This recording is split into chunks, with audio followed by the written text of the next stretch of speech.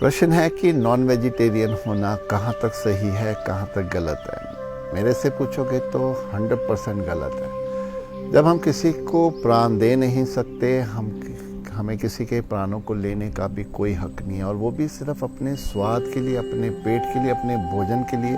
जबकि प्रकृति ने हमें एज ए शाकाहारी, एज ए वेजिटेरियन इतनी वैरायटी दी है कि हमें कभी ज़रूरत ही नहीं पड़ सकती नॉन वेजिटेरियन की।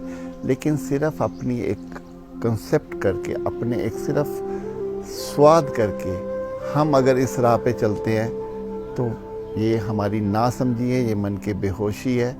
हमें इसको छोड़ देना चाहिए। और वैसे भी जिस जानवर को काटा जाता है उसको मालूम है कि उसको काटने वाले हैं, तो वो एक डर, एक गुस्सा, नफरत, घृणा, चिंता, वो सब उसके शरीर में उस समय होती है, जो मेरा मानना है कि वो बॉडी में ही रहती है। और जब हम उसको इनटेक करते हैं वो सब कुछ हमारे भीतर भी आ जाता है। तभी मैंने देखा है कि जो नॉन वेजिटेरियन होते हैं उनमें एंजाइटी, उनमें एग्रेशन का जो लेवल है वो आम शाकाहारी के मुकाबले ज़्यादा होता है।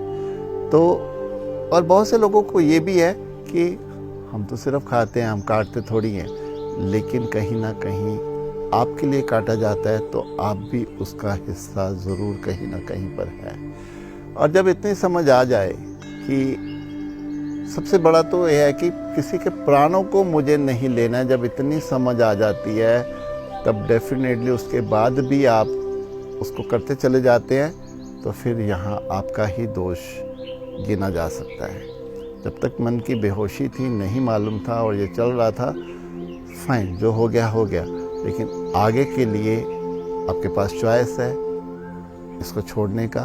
अगर आप छोड़ देते हो तभी आप अध्यात्म के रास्ते पर आगे बढ़ सकते हो। ध्यान की गहराइयों में मेरा मानना है कि एक शाकाहारी व्यक्ति ही जा सकता है, क्योंकि जो सत्व उसकी उस समय शरीर में आता है, उसका मन जो सात्विक होता है, वही हेल्प करता है ध्यान की गहराइयों में उतरने का।